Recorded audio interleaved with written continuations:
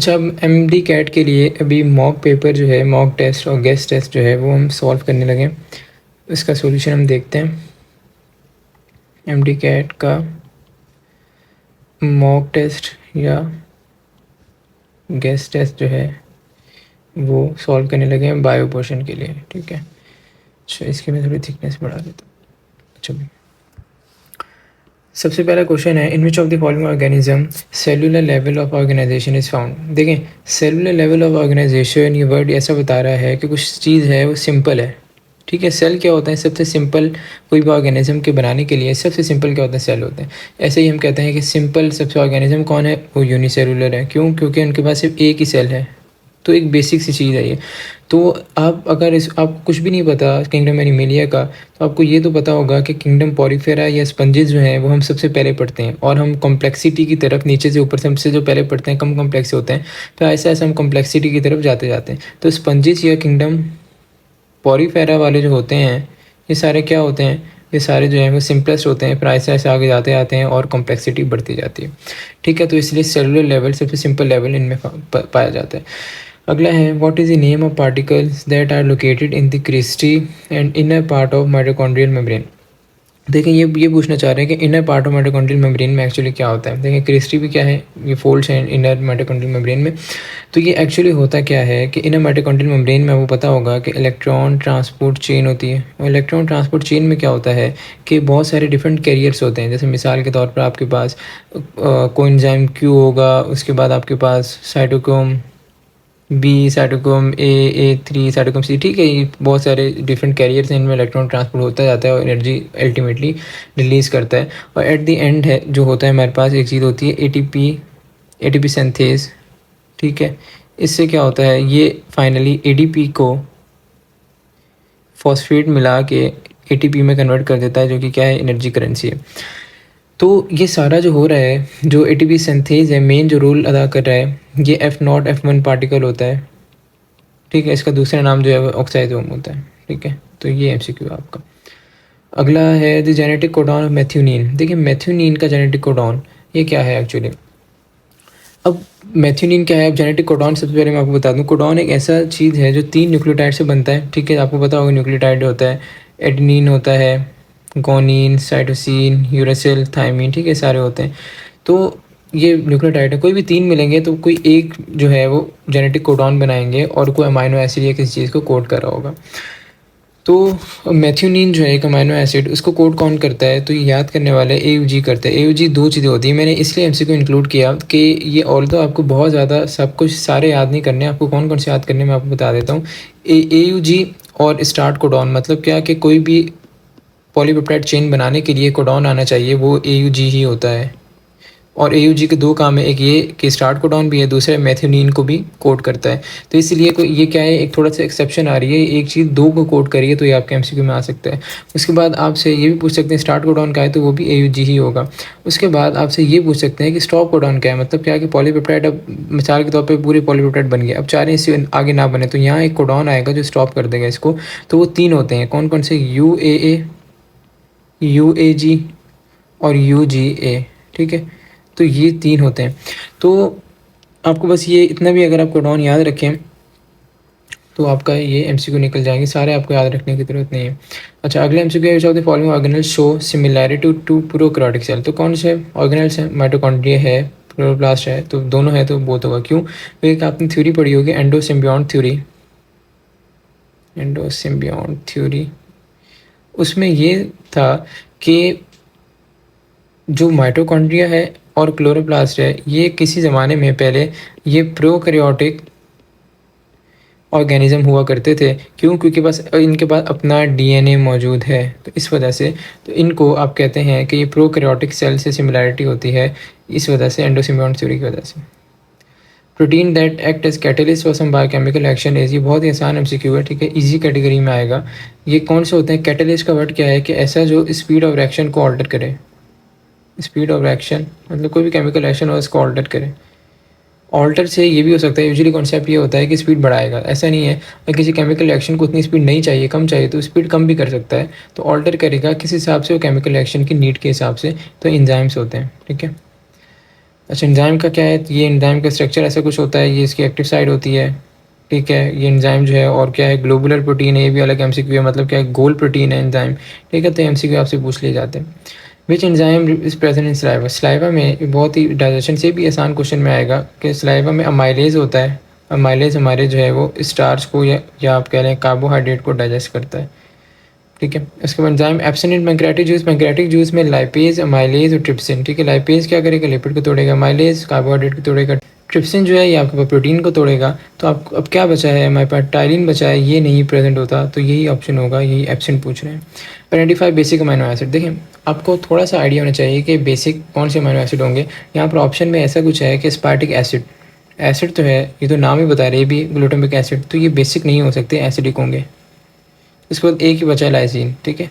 तो ये बहुत ज़्यादा आपको नहीं, मतलब अगर आइडिया ना भी हो तो थोड़ा सा ऐसे आप रूल आउट करके, ऐसे ही एमसीक्यू आपसे ज़्यादा पूछे जाते हैं अगर इस तरह का एमसीक्यू है जो आपसे डायरेक्टली रिलेट ना कर रहा हो। बेसिक इवेंट है protein synthesis the creation of, देखिए प्रोटीन सिंथेसिस कैसे होती है। सबसे पहले होती है ट्रांसक्रिप्शन, जिसमें डीएनए से मैसेंजर आरएनए बनता है। फिर होती है ट्रांसलेशन, जिसमें मैसेंजर आरएनए से प्रोटीन बनती है। तो बेसिक क्या है, बेसिक वो है जो सबसे पहले वो डीएनए से मैसेंजर आरएनए, तो मैसेंजर आरएनए कॉपी जो है वो इसका आंसर होगा। विच nutrient provide maximum resin breakdown, देखिए बहुत ही ये भी इंपॉर्टेंट एमसीक्यू है, काफ़ी पूछा जाता है, बाथरूम में भी काफ़ी आया है। ये लिपिड्स होते हैं, क्यों, इसका रीज़न भी आ जाता है कि लिपिड में कार्बन और हाइड्रोजन बॉन्ड जो हैं वो ज़्यादा होते हैं। जब कार्बन और हाइड्रोजन बॉन्ड लिपिड में ज़्यादा होंगे तो इसमें क्या होगा कि कार्बन और हाइड्रोजन बॉन्ड ही ऐसे बॉन्ड है जब ये टूटता है और एनर्जी प्रोवाइड करता है, तो इसलिए लिपिड इसका आंसर होता है। Which of the following is commonly known as milk sugar, milk sugar जो है लैक्टोज होती है, ठीक है। ग्लूकोज जो है ये तो हम खाते हैं, ठीक है। ग्लूकोज की स्टोरेज फॉर्म होती है लैक्टोज, जो हमारी बॉडी में स्टोर होता है। उसके बाद फ्रक्टोज जो है ये जो है आपके पास फ्रूट शुगर है, और माल्टोज जो है ये माल्ट शुगर है, ठीक है। Name of protein shell of virus that इनको इनक्लोज जेनेटिक मटेरियल, देखिए ऐसा कुछ होता है कि अंदर अगर जेनेटिक मटेरियल वायरस का, उसके बाहर होता है कैप्सिड, ठीक है।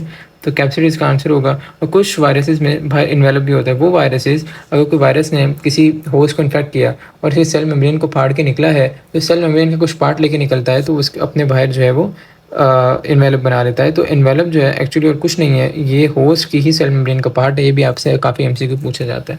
तो कैप्सोमेयर जो है ये तो कैप्सिड जिससे बना होता है, छोटे यूनिट्स को कैप्सोमेयर कहते हैं। उसके बाद टेल फाइबर, जैसे आपने पढ़ा है बैक्टीरियोफेज में 6 टेल फाइबर्स होते हैं, भी पूछा जाता है बैक्टीरियोफेज के 6 टेल फाइबर्स होते हैं, 3 एक साइड 3 एक साइड, ठीक है। तो ये आपके जो है वो एमसीक्यू नंबर 12 है। What forms a genome of virus, genome of virus क्या है, ये भी काफ़ी पूछा जाता है। इसमें होता ये है कि इधर डीएनए आरएनए, ये यूजुअली कन्फ्यूजन होती है बच्चों को कि डीएनए आरएनए होता है, ठीक है। बट इधर या तो किसी वायरस में डीएनए होगा तो उसमें आरएनए नहीं होगा, अगर उसमें आरएनए होगा तो उसमें डीएनए नहीं होगा, ये चीज़ याद रखनी है। कोई एक हो सकता है किसी भी वायरस में।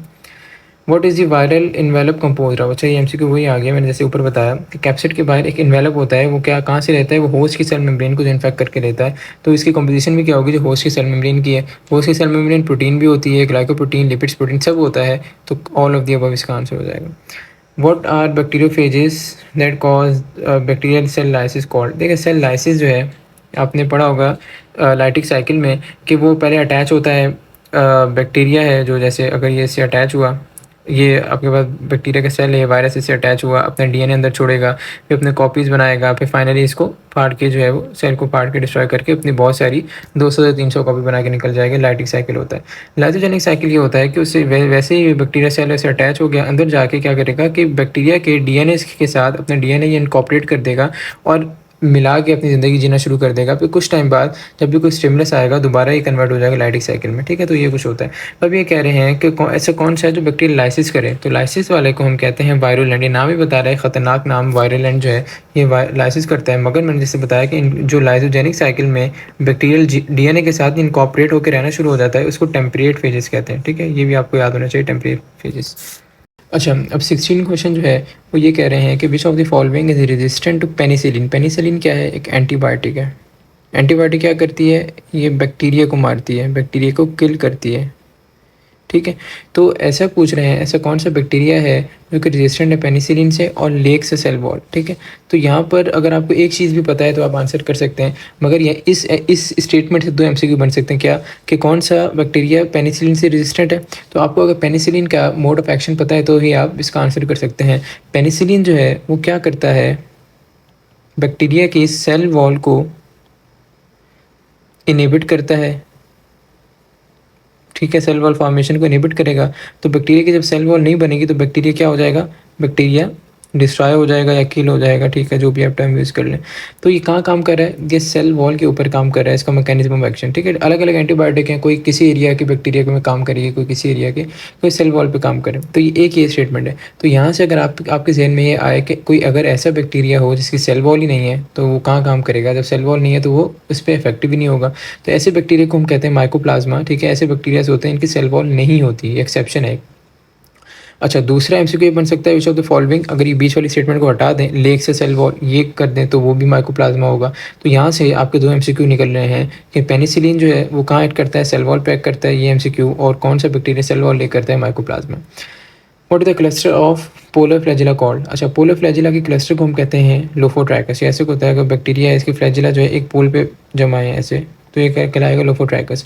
और आपके पास जो होता है एम्फीट्राइकस, एम्फीट्राइकस होता है कि आपके पास दोनों पोल पे, ठीक है, एक ये वाले पोल पे, एक ये वाले पोल पे, दोनों पोल पे आपका फ्लैजिला हो, ठीक है। मोनो का वर्ड ही बता रहा है कि एक ही फ्लैजिला हो बैक्टीरिया। पेरिट्राइकस ऐसा होता है कि पूरे बैक्टीरिया के अराउंड फ्लैजिला है, पूरे बैक्टीरिया के अराउंड। तो यहाँ पे पोलर कह रहे हैं तो डी आंसर हो जाएगा। The analogous to mesosome the bacteria eukaryotes, ये बहुत एमसीक्यू आता है, ठीक है। और ये इसका स्ट्रेट फॉरवर्ड आंसर जो है माइटोकॉन्ड्रिया है। मेसोसोम्स क्या होते हैं कि बैक्टीरिया की जो आपके पास सेल मेम्ब्रेन है उसमें कुछ फोल्ड्स होते हैं जिसको मेसोसोम कहते हैं। इनके बहुत सारे डिफरेंट फंक्शंस हैं, रिस्पायरेशन, ये वो, रिप्रोडक्शन वगैरह, ठीक है। तो उसका जो अब जो क्वेश्चन पूछा जाता है वो ये अगर पूछा जाए कि फंक्शंस हैं तो आप सारे मार्क कर देंगे, 3-4 फंक्शन है, रिप्रोडक्शन है, ठीक है, रिस्पायरेशन है, सारे फंक्शंस हैं। अब एनालॉगस मतलब क्या है कि अगर आप किसी सेल से कंपेयर करें मेसोसोम का फंक्शन, क्योंकि जाहिर है बैक्टीरिया क्या है, प्रोकैरियोट है, प्रोकैरियोट में जो प्रॉपर ऑर्गेनल्स नहीं होते तो माइटोकॉन्ड्रिया भी नहीं होगा। तो आप यूकैरियोट सेल से अगर कंपेयर करें मेसोसोम तो माइटोकॉन्ड्रिया वाला फंक्शन कर रहा होता है। Which of this is expose to outer surface of gram negative bacteria. देखिए, ग्राम पॉजिटिव और ग्राम नेगेटिव बैक्टीरिया में थोड़ा सा डिफरेंस ये होता है इनके सेल वॉल की बेसिस पे कि पेप्टाइडोग्लाइकेन जो मॉलिक्यूल है, पेप्टाइडोग्लाइकेन, ये ग्राम पॉजिटिव में बहुत ज़्यादा होता है, ठीक है। और अगर हम देखें ग्राम नेगेटिव में पेप्टाइडोग्लाइकेन जो है वो थोड़ा कम होता है उनकी सेल वॉल में, ठीक है, जो मॉलिक्यूल जो है पेप्टाइडोग्लाइकेन। अच्छा, तो कम तो होता है मगर इसमें एक एक्स्ट्रा चीज़ ये होती है कि इसकी आउटर सेल वॉल है, जैसे ये अगर सेल वॉल बनाए तो सेल वॉल के बाहर भी एक आउटर मेम्ब्रेन होगी और उस आउटर मेम्ब्रेन के ऊपर लिपोपॉलीसेकेराइड लगा होगा। ये एडिशनल चीज़ है ग्राम नेगेटिव बैक्टीरिया की। ऑल्दो सेल वॉल में पेप्टाइडोग्लाइकेन तो कम है मगर उसके पास अगर कम है तो उसने एक एडिशनल चीज़ डेवलप कर ली, क्या कि आउटर मेम्ब्रेन डेवलप कर ली, और उसमें सेल वॉल की आउटर मेम्ब्रेन है और इसमें लिपोपॉलीसेकेराइड के मॉलिक्यूल्स अटैच है। तो इसका आंसर जो है वो सिंपल लिपोपॉलीसेकेराइड हो जाएगा। Colour shown by gram positive Bactrian gram staining. अच्छा, ग्राम स्टेनिंग क्या है, एक्चुअली एक ऐसा मेथड है जिससे gram positive gram negative bacteria को हम डिफरेंशिएट कर लेते हैं। तो इसमें 4 स्टेप्स होते हैं। क्या कि पहले स्टेप में एक डाई होती है, इसको कहते हैं क्रिस्टल वॉलेट डाई। ये अगर बैक्टीरिया है ये कंटेनर में, ठीक है, हम क्रिस्टल वॉलेट डाई इसमें डाल देंगे पहले। तो ये प्राइमरी डाई है, ठीक है, और इसका कलर होता है पर्पल। तो बैक्टीरिया जो भी हो, चाहे आपके पास पॉजिटिव हो नेगेटिव हो, ग्राम पॉजिटिव नेगेटिव, तो पर्पल कलर हो जाएगा। उसके बाद हम इसको पर्पल कलर को पक्का करने के लिए, रिटेन करने के लिए आयोडीन सॉल्यूशन में डालते हैं। इस बैक्टीरिया को ट्रांसफ़र कर देंगे आयोडीन सॉल्यूशन में। तो अगर तो ये होगा ग्राम पॉजिटिव, तो जैसे मैंने आपको ऊपर एमसीक्यू में बताया ग्राम पॉजिटिव में पेप्टाइडोग्लाइकेन बहुत ज़्यादा होता है। तो पेप्टाइडोग्लाइकेन ज़्यादा होने की वजह से ये जो स्टेन था क्रिस्टल वॉलेट उससे टाइटली अटैच हो जाता है। तो अगर तो ग्राम नेगेटिव होगा तो हम अगले स्टेप में देखते हैं क्या होता है। तो ये थर्ड हम कंटेनर में डालते हैं, इसमें होता है डी कलराइजर, यूजली अल्कोहल यूज़ करते हैं, ठीक है। इसमें डाल दिए, इसमें जो ग्राम नेगेटिव बैक्टीरिया है वो पर्पल कलर को लूज़ कर देता है, ठीक है। क्यों लूज़ करता है, लूज़ पर्पल कलर वो इसलिए लूज़ करता है क्योंकि इसके पास पेप्टाइडोग्लाइकेन क्या है, कम है, और टाइट बाइंडिंग क्रिस्टल वॉलेट की हो नहीं पाई। उसके बाद लास्ट में फिर हम इसको डाल देते हैं सेफ्रेनिन में। ये भी एक केमिकल है सेफ्रेनिन, और सेफ्रेनिन में फिर अल्टीमेटली जो ग्राम नेगेटिव बैक्टीरिया है वो पिंक कलर ले लेता है। तो हमें ये पता चला कि gram positive bacteria gram staining में पर्पल कलर लेता है और ग्राम नेगेटिव बैक्टीरिया पिंक कलर लेता है, और मेथड मैंने आपको बता दिया। तो ये आपका ये आंसर हो जाएगा। Water vascular system is found, देखिए वाटर वेस्कुलर सिस्टम में बहुत एमसीक्यू आपके पास में भी आया हुआ है, पास पेपर में काफ़ी। एकानोडर्म्स में होता है, किंगडम एनिमेलिया में आप चीज़ पढ़ते हैं। एनिमल्स ऑफ विच फाइलम है जॉइंटेड लेग्स, देखिए जॉइंटेड लेग्स जो हैं ये भी एनिमेलिया में तो याद करने वाली चीज़ें आर्थ्रोपोड्स में होते हैं, ठीक है। आर्थ्रोपोड्स में और क्या चीज़ होती है, एक्सोस्केलेटन होता है आर्थ्रोपोड्स का, ठीक है। और आर्थ्रोपोड इनवर्टिब्रेट्स हैं, मतलब इनकी बैकबोन जो है वो नहीं वर्टिब्रेट्स वो होते हैं, इनकी बैकबोन होती है, और जॉइंटेड लेग्स हैं, तो ये थोड़े बहुत करेक्टर्स हैं। Cuttle fish belong to phylum. देखिए ये ऐसा कुछ लग रहा है कि ये ऐसा कुछ ऑर्गेनिज्म है जो कि फ़िश से बिलोंग कर रहा होगा, मगर ऐसा नहीं है, ये मोलस्का, फाइलम मोलस्का से बिलोंग करता है।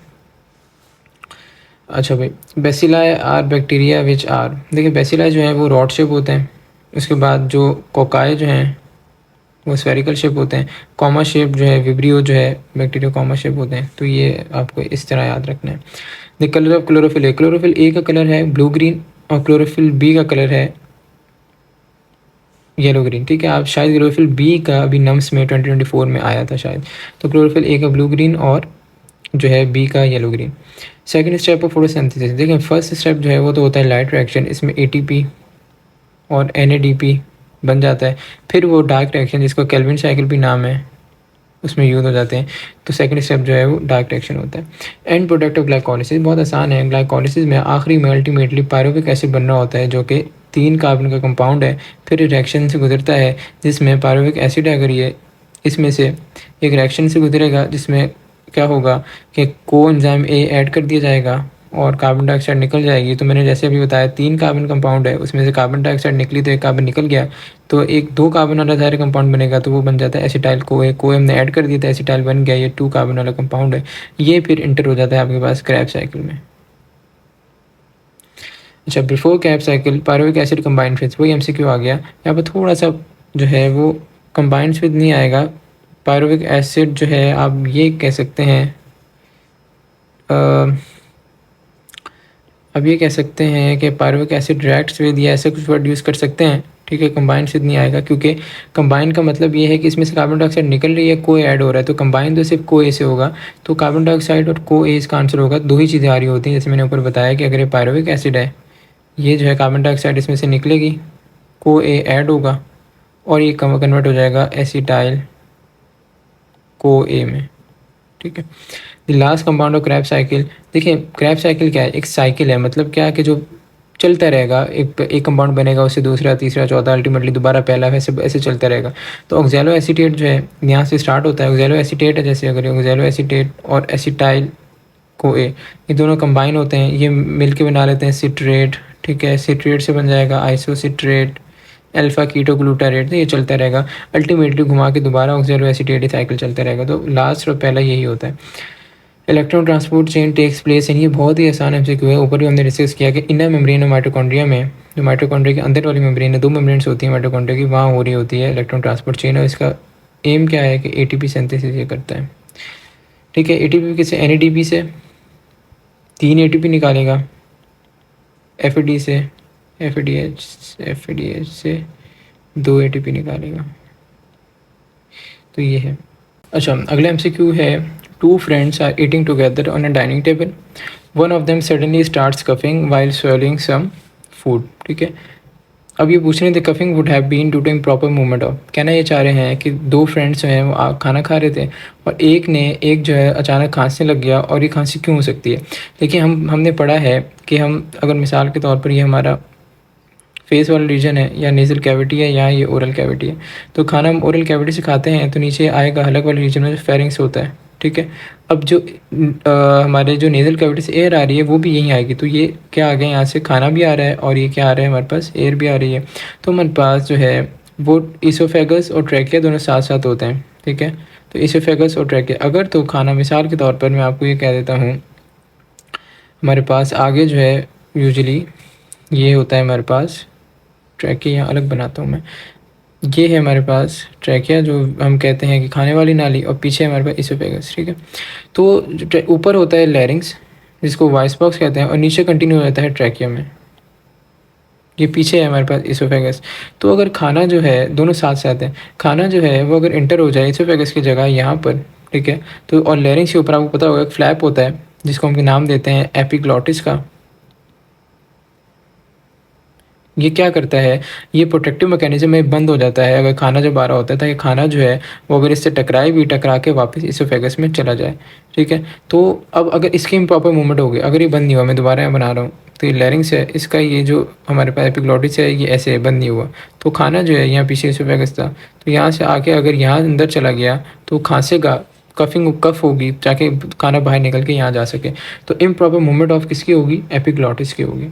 इनवर्टिब्रेट लैक्टियल्स है फाउंड इन, लैक्टियल्स वो हैं जिसमें हमारे इलियम में, जो इंटेस्टीन में जो फैट्स जो हैं वो टूट के जब डाइजेस्ट हो के फिर यहाँ पर एब्जॉर्ब होते हैं, क्योंकि मॉलिक्यूल, फैट मॉलिक्यूल क्या होते हैं, बड़े होते हैं, बिग साइज होता है इनका, तो ये नॉर्मल इनकी एब्जॉर्प्शन नहीं हो सकती, तो ये लैक्टियल्स में एब्जॉर्ब होते हैं और अल्टीमेटली फिर ये लिवर में चले जाते हैं, इलियम में।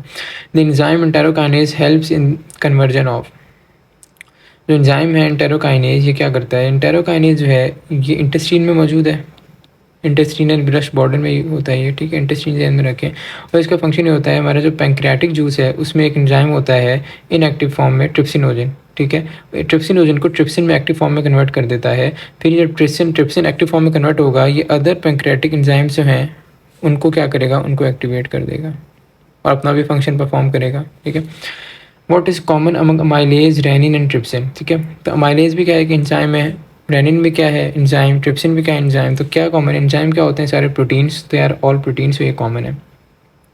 इन human beings oblique fissure associated with, oblique fissure क्या है, लंग्स होते हैं हमारे पास, अगर ये मैं बनाऊँ राइट लंग, ये बनाऊँ लेफ्ट लंग, ठीक है, तो हमारे पास फिशर्स जो हैं वो लंग्स में मौजूद होते हैं। तो जो राइट लंग है, अगर ये राइट लंग है और ये लेफ्ट लंग है, तो दोनों के पास ऑब्लिक फिशर मौजूद होगा। ये ऑब्लिक फिशर है, मैं ऑब्लिक फिशर बनाया है, ठीक है। मगर राइट लंग में एक और फिशर होता है, ये इसको हम कहते हैं हॉरिजॉन्टल फिशर। तो अब देखें राइट लंग जो है ये 3 हिस्सों में डिवाइड हो गया, ये राइट लंग का सुपीरियर लोब, ये मिडल लोब, ये इन्फीरियर लोब। मगर लेफ्ट लंग जो है वो 2 में डिवाइड है, सुपीरियर लोब और इन्फीरियर लोब। तो ऑब्लिक फिशर जो है वो दोनों राइट और लेफ्ट में है, मगर राइट में हॉरिजॉन्टल है, तो बोथ आ जाएगा। ऑब्लिक फिशर का पूछ रहे हैं। Haemoglobin that is bonded to carbon dioxide called, देखिए हीमोग्लोबिन जब कार्बन डाइऑक्साइड से मिल जाएगी तो क्या बन जाएगा, कार्बोक्सी हीमोग्लोबिन, सिंपल है, कार्बोक्सी से आगे कार्बन डाइऑक्साइड, हीमोग्लोबिन हीमोग्लोबिन है। Approximately 70% of carbon dioxide absorb by the blood will be transported to the lungs. तो किस फॉर्म में जाता है, ये एक्चुअली जाता है आपके पास बाइकार्बोनेट आयन होता है। ऐसे है कि कार्बन डाइऑक्साइड जब रेड ब्लड सेल के अंदर आया, ये वाटर से कंबाइन करता है और ये बन जाता है H2CO3, जिसको कहते हैं कार्बोनिक एसिड। ये टूट के H+ और HCO3- जो बाइकार्बोनेट आयन है, इस फॉर्म में फिर कार्बन डाइऑक्साइड ट्रांसपोर्ट होता है। फिर आगे जाके ये दोबारा जब कार्बन डाइऑक्साइड की रिलीज़ की बारी आएगी, दोबारा आपस में मिलेंगे, कन्वर्ट हो जाएंगे इसमें, दोबारा ये टूट के बन जाएगा, कार्बन डाइऑक्साइड निकल जाएगी। Lungs are made up of air filled sacs alveoli, they do not collapse even after forceful expiration because of, ये कहना चाह रहे हैं कि हमने बहुत फोर्स से भी एक्सपायर कर दिया, सांस बाहर निकाल दिया, मगर लंग्स कोलैप्स नहीं होते। क्यों, क्योंकि लंग्स के अंदर कुछ एयर मौजूद होती है, जो कितनी होती है, अराउंड 500 मिलीलीटर, या आप कह लें 0.5 लीटर, जिसको नाम देते हैं हम रेजिडुअल वॉल्यूम। ये लंग्स के अंदर हम जितना भी ज़ोर से एक्सपायर कर लें, ये कभी बाहर नहीं निकल सकती, तो इस वजह से लंग्स कोलैप्स नहीं होते। Which of the following immunity is present from our birth, ये इनेट इम्यूनिटी है, ठीक है, इनेट वर्ड ही बता रहा है कि बर्थ से, जब हम पैदा होंगे तब से प्रेजेंट होगी। Skin, body, hair, cilia, eyelashes, the respiratory tract and gastrointestinal tract example of, ये सारे एग्जाम्पल हैं फिजिकल बैरियर के, ठीक है। स्किन जो है, बॉडी, हेयर है, सारे फिजिकल बैरियर, बाहर से कोई भी सब्सटेंस अंदर ना आए वो प्रोवाइड करें। Lymphoid organs play a crucial role in immunity, which of the following is the primary lymphoid organ, ये lymphoid organ ऐसे हैं जिन्होंने क्या बनाने, lymphocytes। तो प्राइमरी जो हैं वो 2 हैं, बोन मैरो, ठीक है, और दूसरा जो है हमारे पास थाइमस, ठीक है, बोन मैरो है और दूसरा हमारे पास होता है थाइमस। तो ये तो इनका काम क्या है, इन्होंने बनाने लिम्फोसाइट्स, जो हमारे क्या है, इम्यूनिटी में काम देते हैं। अब सेकेंडरी लिम्फॉइड ऑर्गन भी होते हैं, जैसे मिसाल के तौर पर लिम्फ नोड्स हैं, ये भी इम्यूनिटी में काम देते हैं। उसके बाद आपके पास स्प्लीन हो गई, टॉन्सिल्स हो गए, ठीक है, ये सारे सेकेंडरी लिम्फॉइड ऑर्गन में आ जाते हैं। यूजुअली प्राइमरी लिम्फॉइड ऑर्गन के पूछा जाता है, तो क्या है, थाइमस और बोन मैरो, और ऑप्शन में बोन मैरो दिया हुआ, तो यही आंसर होगा। The reason why tricuspid and bicuspid valves are closed is, लेकिन ट्राइकस्पिड वाल्व कहाँ होता है, राइट एट्रियम और राइट वेंट्रिकल के बीच में, bicuspid left atrium left ventricle के बीच में। ये क्लोज कब होते हैं, जब अगर मैं ये बनाऊँ हार्ट का ऐसे स्ट्रक्चर, ये राइट एट्रियम है, ये राइट वेंट्रिकल है, लेफ्ट एट्रियम है, और ये लेफ्ट वेंट्रिकल है। तो यहाँ पर मौजूद होगा ट्राइकस्पिड, यहाँ होगा बाइकस्पिड। तो जब वेंट्रिकल कॉन्ट्रैक्ट करेंगे तो ये दोबारा ब्लड जो है वापस राइट एटीएम में चला जाए, या लेफ्ट वेंट्रिकल जब कॉन्ट्रैक्ट करेगा दोबारा लेफ्ट एटीएम में चला जाए, इसको प्रिवेंट करने के लिए ये क्लोज हो जाते हैं। तो यही आंसर होगा D, attempted back flow of blood into atria. The duration of cardiac cycle, cardiac cycle क्या है एक्चुअली, एक सिस्टोल एक डायस्टोल। डायस्टोल क्या मतलब रिलैक्स, जब का हार्ट रिलैक्स करता है। सिस्टोल मतलब जब का हार्ट कॉन्ट्रैक्ट करता है। आप इसे ऐसे याद रख सकते हैं, डी आर, डॉक्टर को डी आर लिखते हैं शॉर्ट फॉर्म में। तो डायस्टोल रिलैक्स है, दूसरा सिस्टोल तो कॉन्ट्रैक्ट ही होगा। तो ये होता है इसका जो साइकिल है पूरा 0.8 सेकंड का होता है। The cells of testis secrete testosterone, testosterone जो है वो लीडिंग सेल या इंटरस्टिशियल सेल इनका नाम है, वो रिलीज़ करते हैं। ये मौजूद होते हैं सेमिनिफेरस ट्यूब्यूल्स में। ये अगर मैं टेस्टिस का स्ट्रक्चर बनाऊँ, इसके अंदर ऐसे धागेनुमा स्ट्रक्चर होंगे, इसको कहेंगे सेमिनिफेरस ट्यूब्यूल्स। इनके अंदर सेल्स होते हैं, इसको हम कहते हैं लीडिंग सेल, जैसे मैं बना रहा हूँ लीडिंग सेल है। और भी सेल होते हैं, इसको कह रहा हूँ सेटोडी सेल। सेटोडी सेल का क्या काम है, ये न्यूट्रिएंट्स वगैरह प्रोवाइड करता है जो स्पर्म बन रहे हैं उनको। बट मेन रोल जो है, जो कि टेस्टोस्टेरोन जो है रिलीज़ करता है, वो रिलीज़ करता है आपके पास Leydig cell. Which of this is an accessory reproductive gland in male mammals. ठीक है, एसेसरी वो है जैसे ग्लैंड्स हैं, जैसे प्रोस्टेट ग्लैंड हो गया, कूपर्स ग्लैंड हो गया, ठीक है, ये सारे ग्लैंड्स हो गए हमारे पास, डक्ट्स हो गए, वास रेफरेंस, ये सारे एसेसरी स्ट्रक्चर्स हैं। तो प्रोस्टेट ग्लैंड जो है हमारे पास इसमें आ जाएगा। अगले एमसीक्यू नंबर 46, ये पूछ रहे हैं another name for bulbourethral gland. Bulbourethral gland का मैंने रिप्रोडक्शन के चैप्टर पढ़ाते हुए बताया था, इसका नाम होता है दूसरा कूपस ग्लैंड। हमारे पास 3 ग्लैंड होते हैं मेल रिप्रोडक्टिव सिस्टम में। सेमिनल वेसिकल होता है, बल्बोरेथ्रल या कूपर ग्लैंड होता है, प्रोस्टेट ग्लैंड होता है। तो ये 3 ग्लैंड अपने अपने सिक्रीशन डालते हैं और फाइनली क्या बन जाता है, सीमन बन जाता है। तो कूपस ग्लैंड इसका आंसर है। The pivot joint between Atlas and axis. Atlas axis क्या है, एटलस जो है वो C1 वर्टिब्रा है, एक्सिस जो है C2 वर्टिब्रा है। इन दोनों के बीच में जैसे हम अपनी नेक को मूव कर सकते हैं, वो पिवट जॉइंट है जो कि मौजूद है, और नेक को हम, नेक की मूवमेंट इन दोनों के बीच के जॉइंट की वजह से हो रही है। और ये साइनोवियल जॉइंट जो है, इसकी टाइप बहुत सारी होती हैं, इसमें बॉल एंड सॉकेट भी आ जाता है, पिवट आ जाता है, ठीक है, बहुत सारे हिंज जॉइंट, बहुत सारे टाइप के जॉइंट्स आ जाते हैं। तो ये जो पिवट जॉइंट है ये भी इसी की एग्जांपल में आ जाता है, सिनोवियल जॉइंट की। सिनोवियल जॉइंट का पूरा स्ट्रक्चर होता है, ठीक है, कैप्सूल होता है, अंदर सिनोवियल फ्लूइड होता है। तो पूरा हमने अच्छी तरह डिटेल में वीडियोस में बहुत डिटेल में पढ़ा हुआ है। Stimulation of muscle fibre by motor neuron occurs at, ठीक है, ये मोटर न्यूरॉन से जो मसल फाइबर की स्टिमुलेशन कैसी हो रही है। मोटर न्यूरॉन है तो न्यूरॉन के लिए न्यूरो, मसल के लिए मसल, तो ये एक जंक्शन बनता है, न्यूरो मस्कुलर जंक्शन, ठीक है, न्यूरो के लिए न्यूरॉन के लिए, मसल के लिए मस्कुलर, तो दोनों आपस में मिलेंगे तो एक जंक्शन बनाएंगे, तो न्यूरो मस्कुलर जंक्शन बनता है। और जो न्यूरॉन है अपनी इम्पल्स जो है, न्यूरॉन तो ज़ाहिर ब्रेन से आया है, सेंट्रल नर्वस सिस्टम से का पार्ट है, ठीक है, तो न्यूरॉन क्या करेगा, अपनी इम्पल्स क्या किसको दे देगा, अपनी पल्स जो भी कॉन्ट्रैक्शन वगैरह की है वो मसल फाइबर को दे देगा और वो कॉन्ट्रैक्ट होगा। तो ये होता है actually the H zone in the skeletal muscle fibres due to. अब मैं थोड़ा सा इसका स्ट्रक्चर बना लेता हूँ। देखिए, मसल फाइबर का जो एक सार्कोमेर बेसिक यूनिट होता है, सार्कोमेर, उसका स्ट्रक्चर कुछ ऐसे होता है। सार्कोमेर का स्ट्रक्चर कुछ ऐसा होता है कि यहाँ पर जिगजैग लाइन होती है, इसको कहते हैं जेड लाइन, जेड लाइन।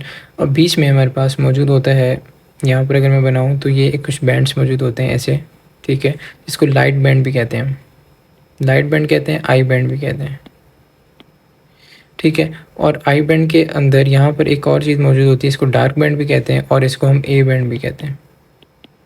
तो अगर आप अब गौर करें थोड़ा सा कि ये वाला रीजन अगर देखें, ये वाला रीजन, तो ओवरलैप हो रहा है आई बैंड और ए बैंड का, ये ओवरलैप हो रहा है आई बैंड ए बैंड का। तो यहाँ पर तो ये तो हमारे पास लाइट एरिया है, तो ये ओवरलैप वाला ज़ाहिर है डार्क बैंड है, और इसके साथ लाइट वाला भी है तो ये डार्क होगा। मगर ये अकेला डार्क बैंड मौजूद है, अकेला डार्क बैंड है, तो ये कंपैरेटिवली इस रीजन से ये वाला रीजन जो है वो कंपैरेटिवली क्या होगा, लाइट होगा। तो इसलिए इसको हम नाम दे देते हैं एज जोन, जहाँ पर सिर्फ ए बैंड या डार्क बैंड मौजूद होता है, वो कंपैरेटिवली अपने साथ वालों से जो साइड पे एरियाज़ हैं जिसमें दोनों बैंड्स मौजूद हैं, लाइट और डार्क, वहाँ से थोड़ा लाइट होता है। तो अब ये कहना क्या चाह रहे हैं, एज जोन जो skeletal muscle fibre due to, ये extension of myosin filament, myosin filaments यही होते हैं जो ए बैंड में आपको बता रहा हूँ, in the centre portion of A band, centre portion में जा रहे हैं और वहाँ पर अकेले मौजूद हैं, तो ये आंसर होगा। This item gives incorrect total number. देखिए, अमाइनो एसिड जो है टोटल होते हैं 20, तो ये गलत हो जाएगा। सॉरी करेक्ट है, करेक्ट, ठीक है, ये गलत हो जाएगा। फ्लोटिंग रिब्स 4 बिल्कुल सही है, दोनों साइड 2-2 होती हैं, ये सही हो जाएगा। सर्वाइकल वर्टिब्रा 7 होती हैं, ये भी गलत है। डायबिटीज़ टाइप 1 और टाइप 2 2 ही होती हैं, तो ये भी गलत है। तो यहाँ पर फ्लोटिंग रिब्स है। फ्लोटिंग रिब्स का कॉन्सेप्ट दे देता हूँ, जो हमारे चेस्ट में सेंटर वाली बोन है उसको हम कहते हैं स्टर्नम, और यहाँ से 7 रिब्स जो हैं वो अटैच हो रही होती हैं, जिसको हम ट्रू रिब्स कहते हैं। 7, ठीक है, ये 7 हो गई, तो ये ट्रू रिब्स है। उसके बाद 3 जो हैं ये इसी एक पॉइंट पे अटैच होती हैं, जिसको हम कहते हैं फॉल्स रिब्स। फिर 2 हर साइड पे ऐसी रिब्स पड़ी होती हैं, इसको कहते हैं फ्लोटिंग रिब्स। ऐसे ही दूसरी साइड पे होगा, तो टोटल फ्लोटिंग रिब्स कितनी हो गई? 4 हो गई, तो ये आंसर हो जाएगा। The wings of a bat and the wings of an insect are. तो ये क्या है? विंग्स ऑफ बैट और विंग्स ऑफ इंसेक्ट, ये पूछना चाह रहे हैं कि ये क्या हैं दोनों। तो ये दोनों जो हैं ये एक्चुअली एनालॉगस ऑर्गन्स हैं। क्यों क्यों एनालॉगस ऑर्गन्स हैं? क्योंकि इनका जो फंक्शन है, फंक्शन सेम है, मगर इनका स्ट्रक्चर क्या है? डिफरेंट है, इसीलिए ये एनालॉगस ऑर्गन्स कहलाते हैं। फंक्शन सेम मगर स्ट्रक्चर क्या है इनका? डिफरेंट है, ठीक है। अगला क्या है? Charles Darwin gave the idea. Darwin ने क्या आइडिया दिया? डार्विन जो था उसने ये बताया, अच्छा डार्विन जो था उसने एवोल्यूशन का आइडिया दिया। उसने थ्योरी दी थी नेचुरल सिलेक्शन वाली, ठीक है, नेचुरल सिलेक्शन वाली थ्योरी दी थी उसने। और इसमें ये कहा था कि जो ट्रेड्स होते हैं वो एक ऑर्गेनिज्म है जैसे, उससे उसके अगले ऑप्शन में जाएंगे और वही सर्वाइव करेगा जो अच्छी ट्रेड्स जो है वो एनवायरनमेंट को सपोर्ट करने वाली ट्रेड जो है वो इनहेरिट करेगा। तो ये है one of the action of the parasympathetic nervous system is. Parasympathetic nervous system वो है जो हमारे नॉर्मल हम होते हैं वो पैरासिम्पैथेटिक है, और सिम्पैथेटिक वो होता है फाइट और फ्लाइट रिस्पॉन्स, जिसमें हम कोई भी इमरजेंसी हो जाए, कोई भी मसला हो जाए, तो सिंपैथेटिक नर्वस सिस्टम है। तो इसमें क्या होता है पैरासिम्पैथेटिक में? देखें, इनहिबिट पेरिस्टाल्सिस तब होगा सिंपैथेटिक नर्वस सिस्टम में होता है, क्योंकि पेरिस्टाल्सिस मतलब हम अपने जो फूड है वो अपने नीचे लेके जा रहे हैं जीआई ट्रैक से, तो इसकी उस टाइम ज़रूरत नहीं है। कोई अगर इमरजेंसी हो गई तो हमें जो है फ़िलहाल जो पेरिस्टाल्सिस या डाइजेशन करने की ज़रूरत नहीं है, हमें और ऑर्गन्स की तरफ, वाइटल ऑर्गन्स की तरफ ब्लड को लेके जाना है, तो ये इनहिबिट होती है सिंपैथेटिक नर्वस सिस्टम में। पैरासिम्पैथेटिक को पूछ रहे हैं। कंस्ट्रिक्शन ऑफ प्यूपल जो है ये पैरासिम्पैथेटिक में होता है। जैसे अगर आप लाइट मारते हैं आँख में तो प्यूपिल जो है डायलेट कर जाता है, ठीक है, वो नॉर्मली कंस्ट्रिक्ट होता है। तो नॉर्मल क्या है? पैरासिम्पैथेटिक नर्वस सिस्टम है, तो इसलिए बी आंसर होगा। डायलेट ब्रोंक्यूल्स होते हैं सिंपैथेटिक में, क्योंकि ब्रोंक्यूल डायलेट होंगे, ज़्यादा एयर आएगी, तो हम जब कोई इमरजेंसी वाली सिचुएशन है, हमें ज़्यादा एयर चाहिए, ज़्यादा रिस्पिरेशन करनी है। और स्वेट सिक्रेशन भी सिंपैथेटिक में, तो बी आंसर हो। अच्छा अगला है the gap in the myelin sheath between adjacent Schwann cells is called. देखिए माइलिन शीट ऐसे है कि न्यूरॉन का बेसिक स्ट्रक्चर देखें तो डेंड्राइट्स के कलर होते हैं, फिर सेल बॉडी होती है, और नीचे जो है एक्सॉन होता है। एक्सॉन में माइलिन शीट होती है जो कि लिपिड से बनी होती है, और Schwann cell peripheral nervous system में बनाते हैं, ओलिगोडेंड्रोसाइट सेंट्रल नर्वस सिस्टम में बनाते हैं। तो ये जो माइलिन शीट है इसके बीच का गैप जो है इसको कहते हैं नोड ऑफ रेनवियर, तो ये सी आंसर है। Dash is the hormone that plays pivotal role in social bonding, sexual reproduction and child birth. अगर आप कुछ नहीं बताया, सिर्फ चाइल्ड बर्थ का भी बताया, नम्स 2024 में भी आया है, ठीक है। अगर चाइल्ड बर्थ का भी आपको पता है तो इसका आंसर हो जाएगा ऑक्सीटोसिन। बाकी ऑक्सीटोसिन के दूसरे फंक्शन देख लें, सेक्सुअल रिप्रोडक्शन और सोशल बॉन्डिंग में भी होता है। दी ब्रेन, अच्छा मैं बता देता हूँ क्या करता है ऑक्सीटोसिन। ऑक्सीटोसिन जो चाइल्ड बर्थ में ये कॉन्ट्रैक्शंस करवाता है, ठीक है, यूट्राइन कॉन्ट्रैक्शन कराता है, ताकि बच्चा जो है वो डिलीवर आराम से हो जाए। The brain stem does not include. Brain stem में मिड ब्रेन पॉन्स मेडुला ये आते हैं ब्रेन स्टेम में। ये जैसे ब्रेन स्टेम है, ये मिड ब्रेन है, ये पॉन्स है, मेडुला है, तो सेरिबेलम नहीं होता। माइलिन शीथ प्रोड्यूस बाय, जैसे ऊपर मैंने बताया, श्वान सेल जो है पेरिफेरल नर्वस सिस्टम में और ओलिगोडेंड्रोसाइट सेंट्रल नर्वस सिस्टम में प्रोड्यूस करता है। और माइलिन शीथ जैसे बताया मैंने कि ये अगर डेंड्राइट है, ये सेल बॉडी है, नीचे एक्सॉन है, ये माइलिन शीथ होगी। माइलिन शीथ का फंक्शन क्या है कि इम्पल्स को जल्दी जल्दी फास्ट ट्रांसफ़र कराता है। जैसे यहाँ से इस जगह पे अगली माइलिन शीथ, तो ये जगह स्किप करता जा रहा है और फास्ट ट्रांसफ़र करा रहा है, तो ये आंसर है। आफ्टर क्रॉस फर्टिलाइजेशन और true breeding tall and डॉफ plant F1 generation और सेल्फ फर्टिलाइज, ये कहना चाह रहे हैं कि टॉल और डॉफ प्लांट लिया, ठीक है, और इसके F1 जनरेशन को सेल्फ फर्टिलाइज कराया, और जो इसका आपके पास रिजल्टेंट प्लांट आएंगे उनका जीनोटाइप क्या होगा। तो हम पहले ही जब भी ट्रू ब्रीडिंग लेते हैं, ट्रू ब्रीडिंग का मतलब ये कि होमोजाइगस, तो टॉल के लिए हम दोनों कैपिटल टी ले लेते हैं, डॉफ के लिए एक दोनों स्मॉल टी ले लेते हैं। तो आपको पता है जब भी F1 जनरेशन में क्रॉस कराते हैं, एक यहाँ से आता है, एक यहाँ से, अगर इसको और सिंप्लीफाइड करना है तो पिनेट स्क्वायर बनाएं, एक के यहाँ रखें जीन्स, एक के यहाँ रखें, तो सब कैपिटल टी स्मॉल टी आएगा। अब इनको सेल्फ फर्टिलाइज, इनको दो को आपस में सेल्फ फर्टिलाइज कराना है, तो इनको सेल्फ फर्टिलाइज करा देते हैं। ये होगा कैपिटल टी स्मॉल टी और कैपिटल टी स्मॉल टी, एक के यहाँ रख दें कैपिटल टी, ये स्मॉल टी, और एक कैपिटल टी और स्मॉल टी, तो इसको आप सेल्फ फर्टिलाइज कराएं, दोनों कैपिटल टी आएंगे यहाँ पर एक कैपिटल टी स्मॉल टी, या एक कैपिटल टी स्मॉल टी और ये दोनों स्मॉल टी। तो रेशो अगर आप देखें, ये क्या है, ये टॉर्फ है, ये टॉल है, ये क्या है, ये डॉर्फ है, ये भी डॉर्फ है, सॉरी ये टॉल है मगर क्या है, ये हेटेरोजाइगस है ये दोनों, और ये डॉर्फ है। मगर आप रेशो अगर देखें, ये तो है फिनोटाइप। फिनोटाइप रेशो क्या बना कि 3 टॉल है, 1 डॉर्फ है, ठीक है, क्योंकि इन दो में क्या मौजूद है, एक कैपिटल टी। मगर जीनोटाइप रेशो क्या होता है, जीन्स के हिसाब से। जीन ऐसे है, दो, एक के पास दोनों कैपिटल टी हैं और दो के पास क्या है, एक कैपिटल टी स्मॉल टी और एक ऐसा है। तो जीनोटाइपिक रेशो क्या बन रहा है, 1:2:1। तो ये आंसर हो जाएगा। विच of the following characteristics of P plant was used by Mendel in experiment. Mendel ने क्या क्या यूज़ किया, मेंडल ने 7 करेक्टर पढ़े थे पी प्लांट के। क्या, फ्लावर कलर को पढ़ा, सीड शेप को पढ़ा, सीड के शेप को, सीड कलर को पढ़ा, पॉट कलर को पढ़ा, पॉट शेप को पढ़ा, प्लांट हाइट को पढ़ा और फ्लावर पोजीशन को पढ़ा। तो अब यहाँ पर क्या कह रहे हैं, P plant was not use by, कौन से इसने नहीं यूज़ किया, इसने सीड कलर को यूज़ किया, सीड शेप को यूज़ किया, इसने हमारे पास पॉड लेंथ को यूज़ नहीं किया, ठीक है। तो यही इसका आंसर हो जाएगा, ठीक है। अच्छा भाई, अब अगला है हमारे पास, अगला क्वेश्चन है हमारे पास ये वाला, genotype of dominant plant can be determined.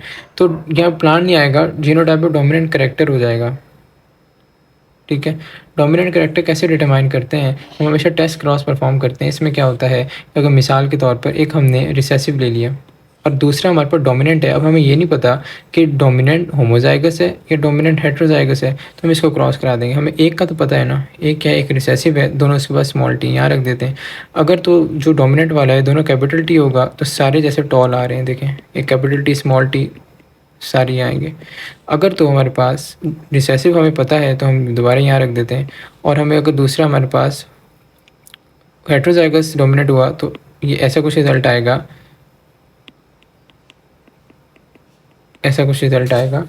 तो यहाँ पर अगर देखें तो यहाँ पर हमारे पास एक कैपिटल टी है और दो यहाँ पर भी कैपिटल टी है, तो डोमिनेंट है, ठीक है। और यहाँ पर दोनों स्मॉल टी हैं, तो क्या है, ये रिसेसिव मतलब डॉर्फ होगा, शॉर्ट होगा। तो हमें ये पता चल गया इनकी मदद से कि अगर तो सारे टॉल आ रहे हैं, एक तो हमने रिसेसिव लिया ही था दोनों स्मॉल टी वाला, अगर तो उसको हमने कोई भी डोमिनेंट करेक्टर वाले से क्रॉस कराया, अगर तो रिजल्ट में सारे टॉल आए, तो मतलब ये था कि डोमिनेंट करेक्टर वाला होमोजाइगस था, मतलब दोनों कैपिटल टी थे। अगर तो हमने उसमें ये देखा कि हाफ जो है टॉल आए और हाफ जो है डॉर्फ आए, तो मुझे पता चल गया जो पेरेंट था वो क्या था, वो हेट्रोजाइगस था, मतलब एक उसके पास डॉर्फ होने का एलीन मौजूद था। तो ये टेस्ट क्रॉस ही होते हैं। अगला एमसीक्यू है, lack of independent assortment of two genes is due to. देखिए इंडिपेंडेंट असॉर्टमेंट क्या है, ये ऐसा कुछ होता है, ये मेंडल का सेकंड लॉ है कि यहाँ पर अगर मिसाल के तौर पर, चलिए मैं इसको ऐसे बना लेता हूँ। अगर मिसाल के तौर पर हम ये अगर क्रोमोसोम है उसके ऊपर ये जीन है कोई, ठीक है, और ये दूसरा क्रोमोसोम है उसी का, अगर क्रोमोसोम नंबर 12 समझ लें, हर क्रोमोसोम के 2 पेयर्स होते हैं, ये जीन है। तो ये वाली जीन शो कर रही है आई कलर को, ये शो कर रही है हेयर कलर को। तो हर जीन के लिए, हर ट्रेट के लिए 2 अलील्स हैं। तो अब ये हो सकता है कि है तो सेम क्रोमोसोम के ऊपर, तो जब असॉर्टमेंट हो मतलब गैमेट्स बने, तो ये वाली अलील जो है आई कलर की अलग चली जाए गैमेट में, ये वाली आई कलर की अलग चली जाए, ठीक है। तो ये ऐसे कुछ हो सकता है इंडिपेंडेंट असॉर्टमेंट।